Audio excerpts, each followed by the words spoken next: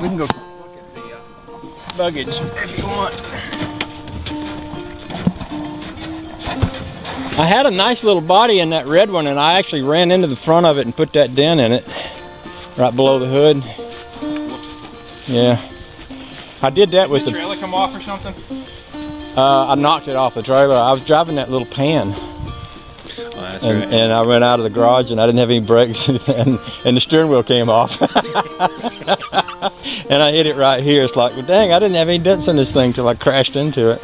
Was this like this already? Or did that happen? That actually was bent. Oh, okay.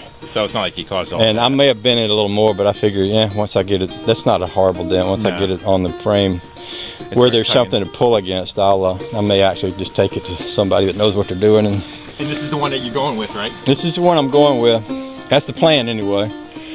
I've got that one, and that one looks good in a lot of places that this one doesn't, but that one has a lot of Bondo in the front end. You know, for example, there's a little stuff here and there's a little stuff back in there that this one has all been fixed, but this one's like all Bondo here, and on the other side there the hood line ain't straight, and so I mean, it's kind of a lot of different, you know, pick the best of what you got on each one of them and try putting them together. Something like that, yeah. What years are they? 68, 69. And the buggy's what? 61, I think. Did you ever figure out what the body is? What brand? It's not a Manx. No. There's no name on it. So it's just some kind of a knockoff.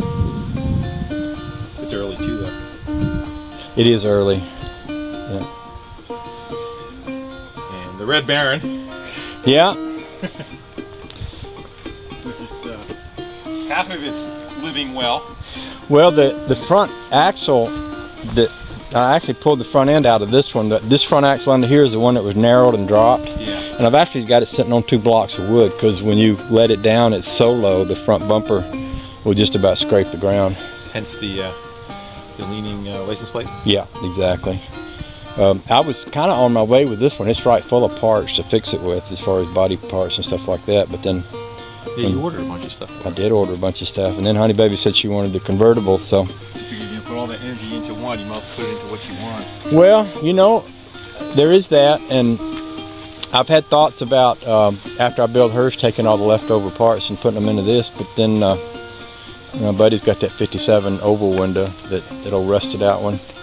And I thought, well, it's kind of like you say, if you're going to spend a lot of money fixing one up, and you've got a choice between an oval window and this. Just as much energy and just as much money to do that as it is to do. Yeah, you know. And then when you get through, it's worth a lot more. So it's kind of like when I had a Rambler. You know, I used to spend a lot of money on that Rambler, and it still wasn't worth anything. And I was thinking, if this was a Chevy too, I'd be spending the same amount of money, but the value would be going up a lot, you know. So. Josh has that. He does.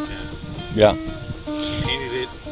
Painted it and flamed it, and you know, I'm really proud of the car because it's hung to. He drove it all the way down there, and it's performed awesomely. You know, he's had.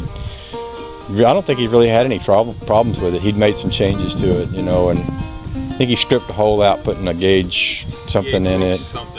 Put kind of electric fan or something in it, and stripped something out.